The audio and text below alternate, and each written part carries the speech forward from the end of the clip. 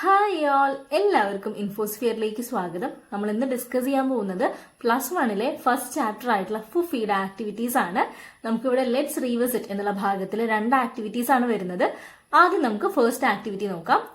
To see her with another boy acting like she didn't know me after I raised her after all the nights we spent together, I was heartbroken. ഇതാരാണ് പറയുന്നത്? ഇത് Trevor Nova, narrator ഫുഫി എന്ന് പറയുന്ന കഥയിൽ പറയുന്നതാണ് അല്ലെ.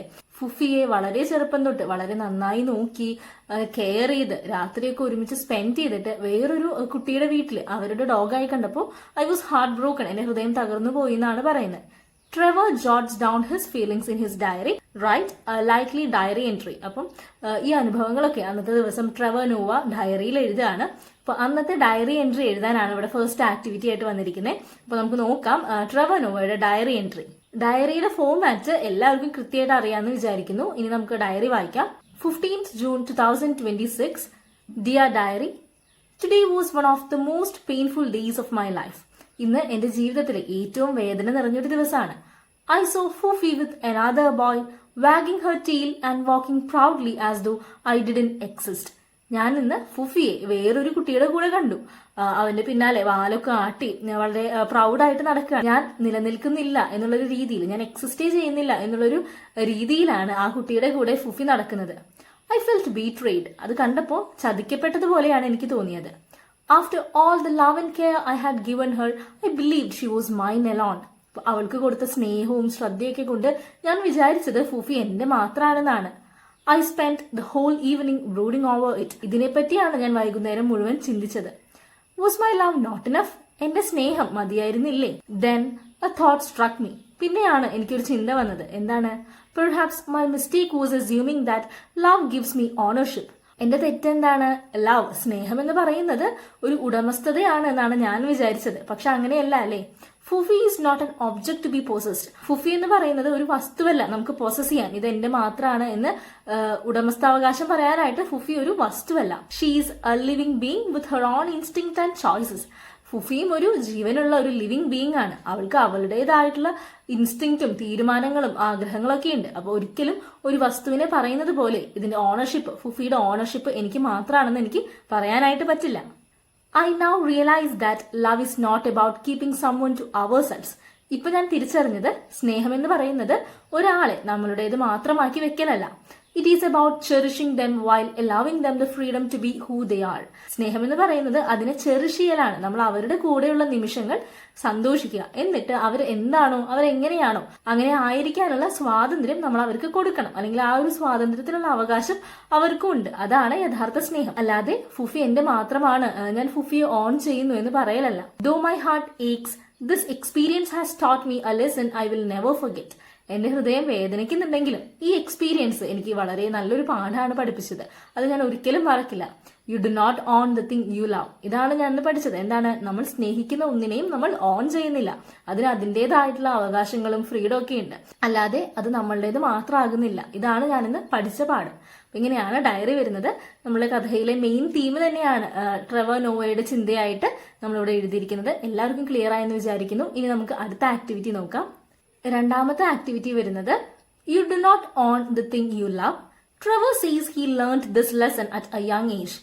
Trevor Noah പറയുന്നുണ്ട് ഈ പാഠം ഞാൻ വളരെ ചെറുപ്പത്തിൽ തന്നെ ഫുഫിയുടെ എക്സ്പീരിയൻസിൽ നിന്ന് പഠിച്ചു എന്ന്. How do childhood experiences influence the way we understand love and relationships.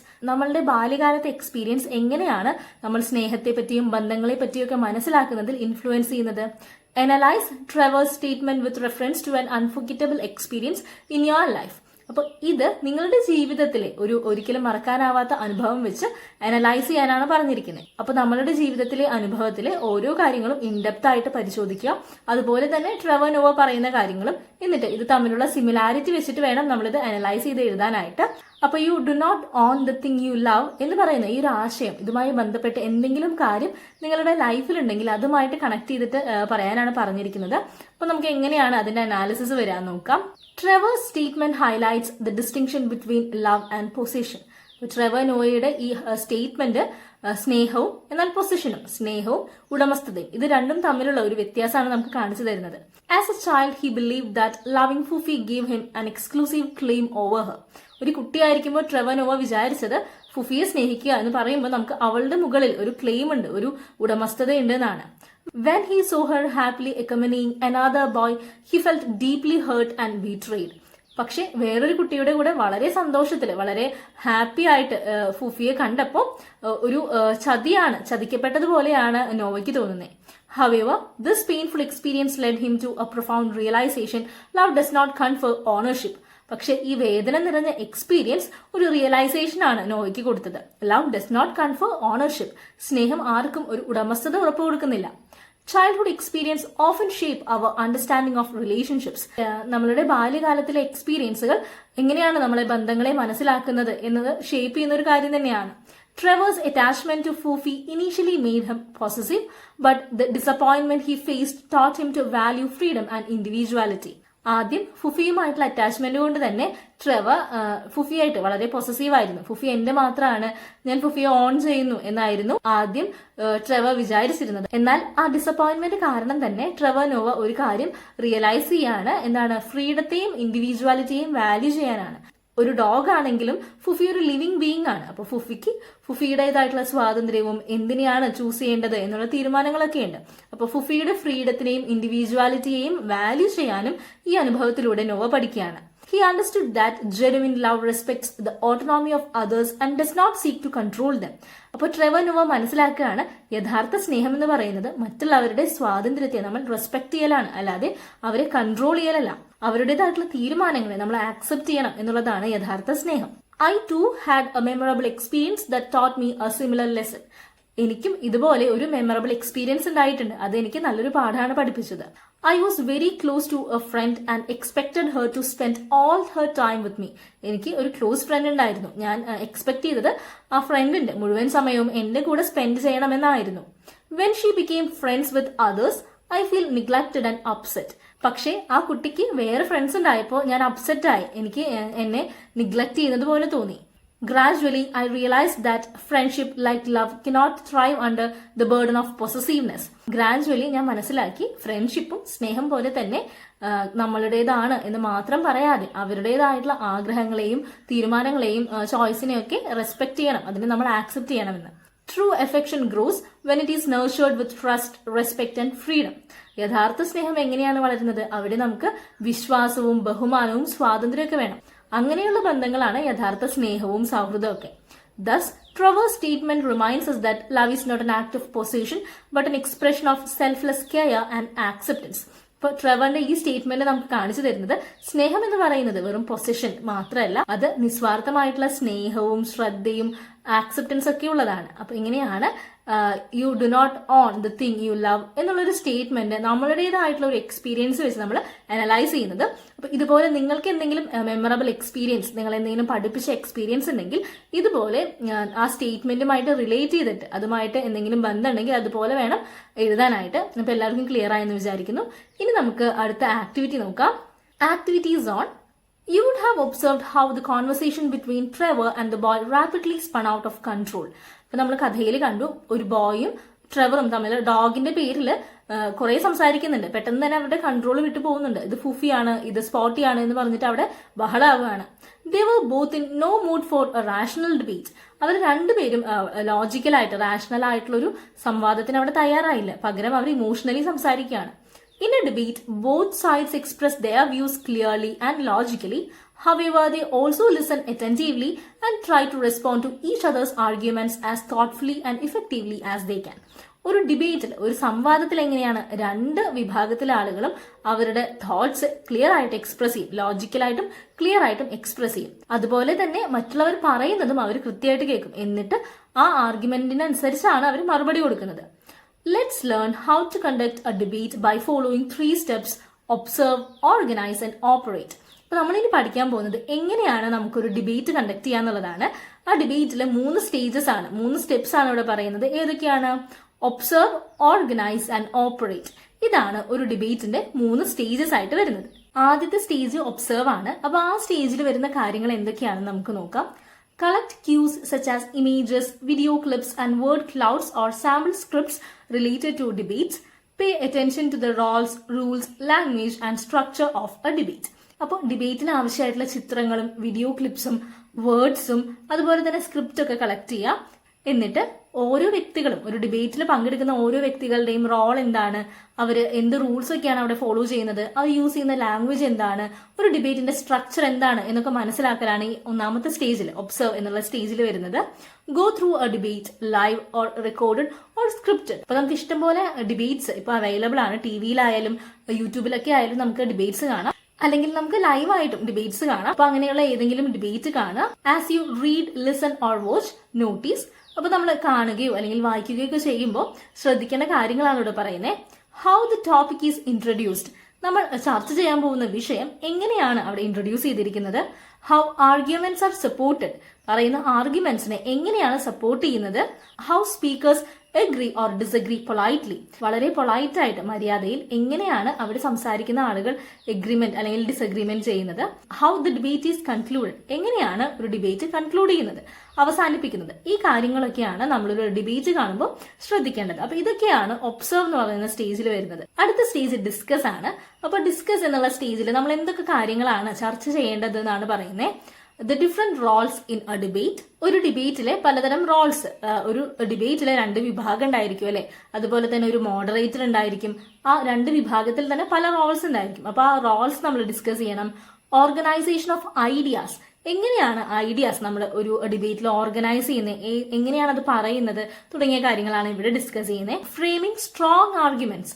വളരെ സ്ട്രോങ് ആയിട്ടുള്ള വാദപ്രതിവാദങ്ങൾ നമ്മൾ ഫ്രെയിം ചെയ്യണം. അതാണ് അടുത്തത്. The relevance of careful listening before responding. നമ്മൾ ഏതെങ്കിലും ഒരു വിഭാഗം ഒരു കാര്യം പറയുകയാണെങ്കിൽ അത് വളരെ കെയർഫുൾ ആയിട്ട് കേട്ടിട്ട് വേണം നമുക്കതിന് കൗണ്ടർ ആർഗ്യുമെന്റ് തിരിച്ചു പറയാനായിട്ട്. അപ്പോൾ കെയർഫുൾ ലിസണിംഗ് വേണം, അത് വളരെ റെലവെന്റ് ആണ്. പിന്നെ expressing disagreements politely. Words or phrases use to express agreements or disagreements.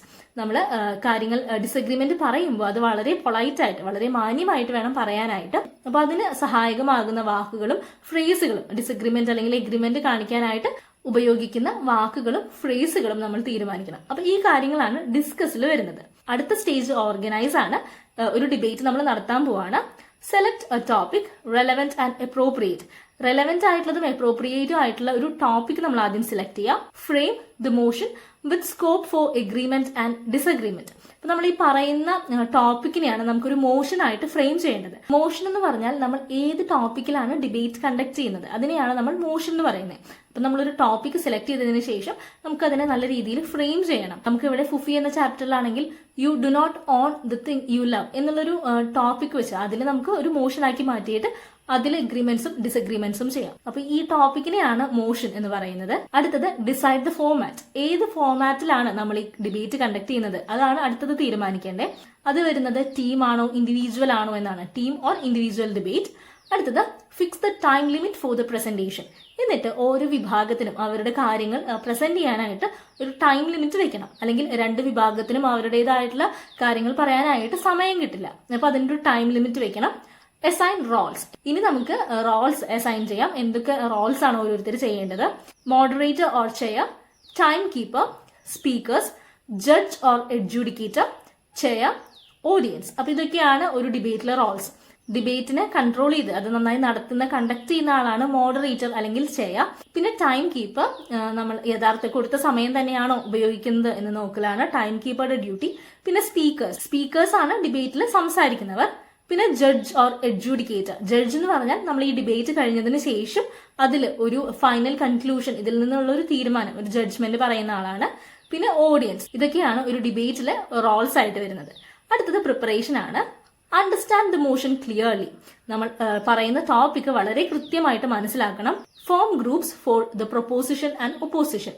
ഇനി 2 വിഭാഗങ്ങൾ വേണമല്ലേ. നമ്മൾ അനുകൂലിക്കുന്നവരും പ്രതികൂലിക്കുന്നവരും വേണം. എഗെയിൻസ്റ്റ് ആയിട്ട് ഉള്ളവരും വേണം, ഫോർ അതിനെ സപ്പോർട്ട് ചെയ്യുന്നവരും വേണം. അപ്പൊ അതിനെ സപ്പോർട്ട് ചെയ്യുന്നവരെയാണ് പ്രൊപ്പോസിഷൻ എന്ന് പറയുന്നത്. അതിന് വിപരീതമായിട്ട് അതിനെ എതിർക്കുന്നവരാണ് ഒപ്പോസിഷൻ. അപ്പൊ അങ്ങനെ 2 ഗ്രൂപ്പിന് മുമ്പേ തീരുമാനിക്കണം. Prepare the main arguments. എന്നിട്ട് നമ്മൾ പറയുന്ന മെയിൻ ആർഗ്യുമെന്റ്സ് പ്രിപ്പയർ ചെയ്യണം. Add examples, evidence, experience and references. ഇനി ആ ആർഗ്യുമെന്റ്സിനെ സപ്പോർട്ട് ചെയ്യാനായിട്ട് നമുക്ക് തെളിവുകളോ എക്സ്പീരിയൻസുകളോ അല്ലെങ്കിൽ എക്സാമ്പിൾസ്, റെഫറൻസ് ഇതൊക്കെ നമുക്ക് ഉപയോഗിക്കാം. പ്ലാൻ റിബ്യൂട്ടൽസ്. ഇനി നമുക്ക് കൗണ്ടർ ആയിട്ട് എഗെയിൻസ്റ്റ് പറയുന്ന കാര്യങ്ങളാണ് റിബ്യൂട്ടൽ എന്ന് പറയുന്നത്. അതും പ്ലാൻ ചെയ്യാം. ഇതൊക്കെയാണ് പ്രിപ്പറേഷനിൽ വരുന്നത്. ഇനി ഇവിടെ എന്താണ് ഒരു ഡിബേറ്റ് എന്ന് തന്നിട്ടുണ്ട്. A debate is a formal and structured discussion where two sides present opposing views on a topic. Debate എന്ന് പറഞ്ഞാൽ വളരെ ഫോർമൽ ആയിട്ടുള്ളതും ഘടനയോട് കൂടിയിട്ടുള്ള ഒരു ചർച്ചയാണ്. അവിടെ രണ്ട് വിഭാഗങ്ങളാണുള്ളത്. ഒരു വിഭാഗം ഒരു ടോപ്പിക്കിനെ സപ്പോർട്ട് ചെയ്യുമ്പോൾ മറ്റു വിഭാഗം അതിനെ എതിർക്കുകയാണ് ചെയ്യുന്നത്. It is not merely about expressing one's opinion. Debate എന്ന് പറയുന്നത് ഒരാളുടെ ഒപ്പീനിയൻ എക്സ്പ്രസ് ചെയ്യലല്ല. It requires clear thinking, respectful listening, logical reasoning and polite responses. എന്തൊക്കെയാണ് ഒരു ഡിബേറ്റിന് ആവശ്യമായിട്ടുള്ള കാര്യങ്ങൾ? ക്ലിയർ തിങ്കിങ്, വളരെ കൃത്യമായിട്ട് നമ്മൾ ചിന്തിക്കണം. റെസ്പെക്ട്ഫുൾ ലിസണിങ്, രണ്ട് വിഭാഗങ്ങളാണെങ്കിലും നമ്മളുടെ എതിർ വിഭാഗം പറയുന്ന ആർഗ്യുമെന്റ്സ് കൃത്യമായിട്ട് ശ്രദ്ധിക്കണം. ലോജിക്കൽ റീസണിങ്, വളരെ ലോജിക്കലായിട്ട് വേണം നമ്മൾ കാര്യങ്ങൾ പ്രസന്റ് ചെയ്യാൻ. ആൻഡ് പൊളൈറ്റ് റെസ്പോൺസസ്, നമ്മൾ എതിർക്കുകയാണെങ്കിലും വളരെ മാന്യമായ ഭാഷയിലായിരിക്കണം അതിന് റെസ്പോൺസും കൊടുക്കേണ്ടത്. ഇതൊക്കെയാണ് ഒരു ഡിബേറ്റിന്റെ ഫീച്ചേഴ്സ് ആയിട്ട് വരുന്നത്. അപ്പൊ നമ്മൾ എങ്ങനെയാണ് ഒരു ഡിബേറ്റ് കണ്ടക്ട് ചെയ്യുക, അതിൽ സ്റ്റെപ്സ് എന്തൊക്കെയാണെന്ന് കണ്ടു. ഇനി നമുക്ക് വന്നിട്ടുള്ള ആക്ടിവിറ്റി ദ ഡിബേറ്റ് ഗ്ലോസറി ആണ്. ഇവിടെ നമുക്കൊരു ചിത്രം കാണാം അല്ലെ. ആ ചിത്രത്തിൽ കുറെ കാര്യങ്ങൾ എഴുതിയിട്ടുണ്ട്. Claim, prep time, evidence, motion, proposition, moderator എന്നൊക്കെ. അപ്പൊ അതൊരു ഡിബേറ്റ് ഗ്ലോസറി ആണ്. ഡിബേറ്റുമായിട്ട് ബന്ധപ്പെട്ട വാക്കുകളാണ് ഈ ചിത്രത്തിൽ കൊടുത്തിരിക്കുന്നത്. Observe the word cloud above. It contains terms related to the roles, rules and the language of a debate. Word ക്ലൗഡിൽ കൊടുത്തിരിക്കുന്നത് ഒരു ഡിബേറ്റുമായിട്ട് ബന്ധപ്പെട്ട വാക്കുകൾ അല്ലെങ്കിൽ അവിടെ ഫോളോ ചെയ്യുന്ന റൂൾസ്, അവിടുത്തെ ആളുകളുടെ റോൾസ് ഒക്കെയാണ്. Select any 7 words and prepare a glossary noting their meanings in the table. അപ്പോൾ ഇതിൽ നിന്ന് 7 വാക്കുകൾ എടുത്തിട്ട് ആ വാക്കുകൾ കൊണ്ട് എന്താണ് അർത്ഥമാക്കുന്നത് എന്നാണ് കണ്ടുപിടിക്കേണ്ടത്. എന്നിട്ട് നമുക്കൊരു ഡിബേറ്റ് ഗ്ലോസറി ആണ് തയ്യാറാക്കേണ്ടത്. One has been done for you. ഒരെണ്ണം നമുക്കിവിടെ എക്സാമ്പിൾ ആയിട്ട് തന്നിട്ടുണ്ട്. അപ്പൊ നമുക്ക് നോക്കാം ഇതിൽ നിന്ന് ഡിബേറ്റുമായിട്ട് ബന്ധപ്പെട്ട വാക്കുകളും അതിന്റെ മീനിങ്സും എങ്ങനെയാണ് വരുന്നതെന്ന്. നമുക്കിവിടെ ഓൾറെഡി ഒരെണ്ണം തന്നിട്ടുണ്ട്. പ്രെപ് ടൈം ആണ് വേർഡ്. പ്രെപ് ടൈമിന്റെ മീനിങ് എന്താണ്? The time allotted before the debate to organize ideas and arguments. അപ്പം ഡിബേറ്റ് തുടങ്ങുന്നതിന് മുമ്പ് നമ്മളുടെ ഐഡിയാസിനെയൊക്കെ കൃത്യമായിട്ട് ഓർഗനൈസ് ചെയ്യാനും ആർഗ്യുമെന്റ്സിനെയൊക്കെ നല്ല രീതിയിൽ ഓർഗനൈസ് ചെയ്ത് മനസ്സിലാക്കാനുള്ള ഒരു സമയമാണ് പ്രെപ് ടൈം എന്ന് പറയുന്നത്. ഇനി നമുക്ക് ബാക്കി വേർഡ്സും അതിന്റെ മീനിങ് നോക്കാം. അതിൽ ആദ്യം വരുന്നത് മോഷൻ ആണ്. മോഷൻ നമ്മൾ കണ്ടു, ഏത് വിഷയത്തിലാണ് ഡിബേറ്റ് നടക്കുന്നത് അതിനെയാണ് നമ്മൾ മോഷൻ എന്ന് പറയുന്നത്. The topic or proposition that is to be debated. Topic അല്ലെങ്കിൽ പ്രൊപ്പോസിഷൻ, അതിനെയാണ് നമ്മളിവിടെ മോഷൻ എന്ന് പറയുന്നത്. ഇനി പ്രൊപ്പോസിഷൻ എന്താണ്? The side that supports and argues in favour of the motion. നമ്മൾ പറയുന്ന മോഷനെ സപ്പോർട്ട് ചെയ്യുന്ന ഗ്രൂപ്പിനെയാണ് നമ്മൾ പ്രൊപ്പോസിഷൻ എന്ന് പറയുന്നത്. ഒരു കാര്യം പറയുമ്പോൾ അതിനെ അനുകൂലിക്കുന്ന വിഭാഗത്തിനെയാണ് പ്രൊപ്പോസിഷൻ എന്ന് പറയുന്നത്. അപ്പൊ അതിനെ എതിർക്കുന്ന വിഭാഗത്തെ എന്തായിരിക്കും പറയാ? ഒപ്പോസിഷൻ എന്നാണ് അല്ലെ. ഒപ്പോസിഷൻ എന്ന് പറഞ്ഞാൽ the side that opposes and argues against the motion. മോഷന് എഗെയിൻസ്റ്റ് ആയിട്ട് നമ്മൾ പറയുന്ന ടോപ്പിക്കിന് പ്രതികൂലമായിട്ട് അതിനെതിരെ ആർഗ്യൂ ചെയ്യുന്ന വിഭാഗത്തിനെയാണ് ഒപ്പോസിഷൻ എന്ന് പറയുന്നത്. അടുത്തത് മോഡറേറ്റർ ആണ്. Moderator is the person who conducts the debate and ensures that the rules are followed. Moderator എന്ന് പറഞ്ഞാൽ എന്താണ്? നമ്മൾ ഡിബേറ്റ് വളരെ ഭംഗിയായിട്ട് കണ്ടക്ട് ചെയ്യുകയും ഡിബേറ്റിൽ നിയമങ്ങളൊക്കെ പാലിക്കുന്നുണ്ടോ എന്ന് ഉറപ്പുവരുത്തുകയും ചെയ്യുന്ന ആളെയാണ് മോഡറേറ്റർ എന്ന് പറയുന്നത്. അടുത്തത് എവിഡൻസ് ആണ്. എവിഡൻസ് എന്ന് പറഞ്ഞാൽ എന്താണ്? തെളിവുകളാണ് അല്ലെ. എവിഡൻസ് എന്ന് പറഞ്ഞാൽ facts, statistics, examples or quotations use to support an argument. ഒരു വിഷയത്തിൽ വാദിക്കുമ്പോൾ നമുക്കതിനെ സപ്പോർട്ട് ചെയ്യാനായിട്ട് ഉപയോഗിക്കാൻ പറ്റുന്ന ചിത്രങ്ങളോ കണക്കുകളോ അല്ലെങ്കിൽ എക്സാമ്പിൾസ് ഒക്കെയാണ് എവിഡൻസ് എന്ന് പറയുന്നത്. ഇപ്പൊ നമുക്ക് you do not own the thing you love എന്നുള്ള ഒരു വിഷയത്തിലാണ് നടക്കുന്നതെങ്കിൽ ട്രെവർ നോവയ്ക്ക് അദ്ദേഹത്തിന്റെ എക്സ്പീരിയൻസ്, റിയൽ ലൈഫിലെ എക്സ്പീരിയൻസ് പറയാം. അതൊരു എവിഡൻസ് ആയിട്ട് നമുക്ക് ഉപയോഗിക്കാം. അടുത്തത് റിബ്യൂട്ടൽ ആണ്. A counter argument presented to challenge or refute the opponent's viewpoint. പ്രതികൂലിക്കുന്ന, ഒപ്പോസ് ചെയ്യുന്ന വിഭാഗത്തിലെ ആർഗ്യുമെന്റിനെ എഗെയിൻസ്റ്റ് ആയിട്ട് അതിനെ റിഫ്യൂട്ട് ചെയ്യാൻ പറയുന്ന സ്റ്റേറ്റ്മെന്റിനെയാണ് റിബ്യൂട്ടൽ എന്ന് പറയുന്നത്. അടുത്തത് ക്ലെയിം ആണ്. An opinion or point that a speaker tries to prove. Speaker തെളിയിക്കാനായിട്ട് ശ്രമിക്കുന്ന ഒരു ഒപ്പീനിയനെയാണ് ക്ലെയിം എന്ന് പറയുന്നത്. അപ്പൊ ഇതാണ് ഒരു ഡിബേറ്റ് ഗ്ലോസറി. ഡിബേറ്റുമായിട്ട് ബന്ധപ്പെട്ട ഡിബേറ്റിന്റെ റൂൾസും ലാംഗ്വേജും ഒക്കെ ആയിട്ട് ബന്ധപ്പെട്ട വാക്കുകളും അതിന്റെ മീനിങ്ങും ആണ് ഇവിടെ കൊടുത്തിരിക്കുന്നത്. എല്ലാവർക്കും ക്ലിയർ ആയെന്ന് വിചാരിക്കുന്നു. ഇനി നമുക്ക് അടുത്ത ആക്ടിവിറ്റി നോക്കാം. അപ്പൊ നമ്മൾ നേരത്തെ കണ്ടത് ഡിബേറ്റിന്റെ പല സ്റ്റേജസ് ആണ്. ഒബ്സർവ്, ഡിസ്കസ്, പ്രിപ്പയർ, ഓർഗനൈസ് ഒക്കെയാണ്. ഇനി നമ്മൾ ഡിബേറ്റ് ഓപ്പറേറ്റ് ചെയ്യാൻ പോവാണ്, ഡിബേറ്റ് കണ്ടക്ട് ചെയ്യാൻ പോവാണ്. അപ്പൊ അതിന്റെ സ്ട്രക്ചർ എന്താണ്, സ്റ്റെപ്സ് എന്താണ്, ഓരോ സ്റ്റെപ്പിലും ഉപയോഗിക്കുന്ന ഭാഷ, ഇങ്ങനത്തെ കാര്യങ്ങളാണ് ഇനി നമ്മൾ നോക്കാൻ പോകുന്നത്. അപ്പൊ അടുത്ത സ്റ്റേജ് ഓപ്പറേറ്റ് ആണ്. Now that you have learned the structure, look at the steps involved in conducting a debate. നമ്മൾ സ്ട്രക്ചർ ഒക്കെ പഠിച്ചു ഒരു ഡിബേറ്റിന്റെ. ഇനി ഒരു ഡിബേറ്റ് എങ്ങനെയാണ് കണ്ടക്ട് ചെയ്യുക അതിനുള്ള സ്റ്റെപ്സ് ആണ് നോക്കാൻ പോകുന്നത്. Add more steps if necessary. ഇനി നമുക്ക് ആവശ്യമുണ്ടെങ്കിൽ കൂടുതൽ സ്റ്റെപ്സ് ആഡ് ചെയ്യാവുന്നതാണ്. നമുക്ക് ഒരു ഡിബേറ്റ് ഓപ്പറേറ്റ് ചെയ്യുമ്പോൾ ഏറ്റവും ആദ്യത്തെ സ്റ്റെപ്പ് എന്ന് പറയുന്നത് ഓഡിയൻസിനെ വെൽക്കം ചെയ്യാന്നുള്ളതാണ്. Step 1, welcome the audience. This sets the tone of the debate. The speaker greets the audience formally and respectfully. അപ്പൊ ആദ്യത്തെ സ്റ്റെപ്പ് എന്ന് പറയുന്നത് ഓഡിയൻസിനെ വെൽക്കം ചെയ്യലാണ്. അപ്പൊ ഈ സ്റ്റേജിൽ ആ ഡിബേറ്റിന്റെ മൊത്തം ഒരു ടോൺ അവിടെ സെറ്റ് ചെയ്യാണ്. എന്നിട്ട് സ്പീക്കർ വളരെ ഫോർമൽ ആയിട്ടും റെസ്പെക്ട്ഫുൾ ആയിട്ടും വളരെ ബഹുമാനത്തോട് കൂടിയിട്ട് ഓഡിയൻസിനെ വെൽക്കം ചെയ്യാണ്. അവിടെ വെൽക്കം ചെയ്യാനായിട്ട് ഉപയോഗിക്കുന്ന ഫ്രേസുകളാണ് ഇവിടെ കൊടുത്തിരിക്കുന്നത്. ഒന്ന്, dear friends, welcome to this debate. A warm welcome to one and all. ഇതൊക്കെയാണ് ഓഡിയൻസിനെ വെൽക്കം ചെയ്യാനായിട്ട് നമ്മൾ ഉപയോഗിക്കുന്ന ഫ്രേസസ്. അതുപോലെ തന്നെ നമുക്ക് it gives me immense pleasure to welcome you all എന്നും പറയാം. It gives me immense pleasure to welcome you all. ഇനി അടുത്ത സ്റ്റെപ്പ് എന്ന് പറയുന്നത് state the topic or motion. ഇനി നമുക്ക് ടോപ്പിക്, ഏത് വിഷയത്തിലാണ് ഡിബേറ്റ് നടക്കാൻ പോകുന്നത് ആ വിഷയം പറയലാണ്. The speaker clearly introduces the motion. അടുത്ത സ്റ്റേജിൽ സ്പീക്കർ വളരെ കൃത്യമായിട്ട് മോഷൻ അവിടെ ഇൻട്രൊഡ്യൂസ് ചെയ്യാണ്. The motion for today's debate എന്ന് നമുക്ക് പറയാം. അല്ലെങ്കിൽ today we are here to, ഇന്ന് നമ്മളിവിടെ കൂടിയിരിക്കുന്നത് എന്ന് പറയാം. അല്ലെങ്കിൽ the issue before us is എന്നും പറയാം. The issue before us is എന്ന ഫ്രേസ് നമുക്ക് യൂസ് ചെയ്യാം. അടുത്തത് മൂന്നാമത്തെ സ്റ്റെപ്പാണ്. മൂന്നാമത്തെ സ്റ്റെപ്പിൽ present your argument. Present your ideas logically and support them with reasons and examples. അടുത്ത സ്റ്റെപ്പ്, മൂന്നാമത്തെ സ്റ്റെപ്പ് എന്ന് പറയുന്നത് നമ്മളുടെ ആർഗ്യുമെന്റ് പ്രസന്റ് ചെയ്യലാണ്. നമ്മളുടെ ഐഡിയാസ് വളരെ ലോജിക്കലായിട്ട് തെളിവുകളുടെയൊക്കെ സഹായത്തോട് കൂടിയിട്ട് നമുക്ക് പ്രസന്റ് ചെയ്യാം.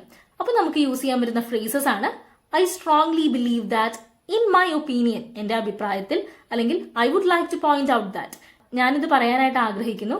വൺ ഇമ്പോർട്ടന്റ് റീസൺ ഈസ്, ഒരു important reason, let me present my arguments. ഇതൊക്കെയാണ് നമുക്ക് ആർഗ്യുമെന്റ്സ് പ്രസന്റ് ചെയ്യുമ്പോൾ ഉപയോഗിക്കാൻ പറ്റുന്ന ഫ്രേസസ്. അടുത്ത സ്റ്റേജ് ഡിസഗ്രിമെന്റ് ആണ്, റിബ്യൂട്ടൽ ആണ്. Disagree politely, respond to the opposing side respectfully and explain your arguments with conviction. നമ്മുടെ ഒപ്പോസിംഗ് ടീമിനെ വളരെ റെസ്പെക്ട്ഫുള്ളി നമ്മൾ റെസ്പോണ്ട് ചെയ്യണം. അതിനെ യൂസ് ചെയ്യാൻ പറ്റുന്ന ഫ്രേസസ് ആണ് I understand your point but, നിങ്ങളുടെ പോയിന്റ് എനിക്ക് മനസ്സിലാവും പക്ഷേ, അല്ലെങ്കിൽ ഐ റെസ്പെക്ട്ഫുള്ളി ഡിസഗ്രി ബിക്കോസ്, ഞാൻ വളരെ റെസ്പെക്ട്ഫുള്ളി നിങ്ങളുടെ ഈ സ്റ്റേറ്റ്മെന്റിനെ ഡിസഗ്രി ചെയ്യാണ്. അല്ലെങ്കിൽ however I beg to differ, ഇത് നമുക്ക് ഉപയോഗിക്കാൻ പറ്റുന്ന ഒരു ഫ്രേസ് ആണ് ഐ beg to differ. ഇനി സ്റ്റെപ്പ് 5 ആണ്. അത് emphasizing key points, highlight your main ideas. അപ്പൊ നമ്മൾ പറയാൻ ശ്രമിക്കുന്ന കാര്യത്തെ ഒന്നുകൂടി എംഫസൈസ് ചെയ്ത് പറയലാണ് അടുത്ത സ്റ്റെപ്പ്. അപ്പൊ അതിന് യൂസ് ചെയ്യുന്ന ഫ്രേസസ് എന്ന് പറയുന്നത് the most important point is I would like to stress that, I firmly believe that. ഇതൊക്കെയാണ് നമ്മളുടെ ആർഗ്യുമെന്റ്സിനെ ഒന്നുകൂടി ഹൈലൈറ്റ് ചെയ്യാനായിട്ട് ഉപയോഗിക്കാൻ പറ്റുന്ന ഫ്രേസസ്. അവസാനത്തെ സ്റ്റേജ് എന്ന് പറയുന്നത് കൺക്ലൂഷൻ ആണ്. കൺക്ലൂഡ് കോൺഫിഡന്റ്ലി, വളരെ കോൺഫിഡന്റ് ആയിട്ട് കൺക്ലൂഡ് ചെയ്യുക. നമ്മളുടെ ആർഗ്യുമെന്റിനൊക്കെ സമ്മറൈസ് ചെയ്യുക. ഒരു സമ്മറി പോലെ ഇന്നത്തെ ചർച്ചയിൽ എന്തൊക്കെയാണ് നമ്മൾ കണ്ടെത്തിയത് എന്ന് പറയലാണ്. അപ്പം നമുക്ക് അതിന് യൂസ് ചെയ്യാൻ പറ്റുന്ന ഫ്രേസസ് ആണ് in conclusion, that is why I affirm my view, to sum up. ഇതൊക്കെയാണ് കൺക്ലൂഡ് ചെയ്യുമ്പോൾ നമുക്ക് യൂസ് ചെയ്യാൻ പറ്റുന്ന ഫ്രേസസ്. എല്ലാവർക്കും ഓരോ സ്റ്റേജസും അതിൽ യൂസ് ചെയ്യാൻ പറ്റുന്ന ഫ്രേസസും ക്ലിയർ ആയെന്ന് വിചാരിക്കുന്നു. ഇനി നമുക്കിവിടെ ക്ലാസ്സിൽ ചെയ്യാൻ പറ്റുന്ന ഒരു ആക്ടിവിറ്റിയാണ് തന്നിരിക്കുന്നത്. Love does not entitle position, do you agree or disagree, conduct a debate in class. അപ്പം love does not entitle position എന്ന വിഷയത്തിൽ നമുക്ക് ക്ലാസ്സിൽ ഡിബേറ്റ് കണ്ടക്ട് ചെയ്യണം. അപ്പൊ നമുക്ക് നേരത്തെ പറഞ്ഞതുപോലെ ഒരു മോഡറേറ്ററെ ചൂസ് ചെയ്യാം, 2 വിഭാഗങ്ങളാവുക, പിന്നെ ഒരു ജഡ്ജിനെയും പിന്നെ ഓഡിയൻസിനെയൊക്കെ സെറ്റ് ചെയ്യാം. എന്നിട്ട് നമുക്ക് ഈ കണ്ട സ്റ്റെപ്സ് വെച്ച് ഒബ്സർവ് ചെയ്യുക, ആദ്യം പോയിന്റ്സ് ഒക്കെ ഫ്രെയിം ചെയ്യുക, എന്നിട്ട് പ്രിപ്പയർ ചെയ്തിട്ട് വളരെ നല്ല രീതിയിൽ നമുക്ക് ഈ സ്റ്റെപ്സ് ഒക്കെ ഫോളോ ചെയ്തിട്ട് ഒരു ഡിബേറ്റ് നടത്താം. ഡിബേറ്റ് നടത്തുന്നതിനോടൊപ്പം തന്നെ നമ്മളിപ്പോൾ ഇവിടെ കണ്ട ഫ്രേസസും നമുക്ക് ഡിബേറ്റിൽ ഓരോ സ്റ്റേജുകളിലായിട്ട് യൂസ് ചെയ്യാം. എല്ലാവർക്കും ക്ലിയർ ആയെന്ന് വിചാരിക്കുന്നു. ഈ ആക്ടിവിറ്റിയോട് കൂടി ഫുഫി എന്ന ചാപ്റ്റർ ഇവിടെ കഴിയാണ്. എല്ലാവർക്കും മനസ്സിലായെന്ന് വിചാരിക്കുന്നു. ഇന്നത്തെ ക്ലാസ്സിനെ പറ്റിയുള്ള നിങ്ങളുടെ അഭിപ്രായങ്ങൾ കമന്റ് ചെയ്യണം. നമുക്ക് നെക്സ്റ്റ് വീഡിയോയിൽ അടുത്ത ചാപ്റ്റർ ഡിസ്കസ് ചെയ്യാം. അതുവരെ എല്ലാവർക്കും ബൈ.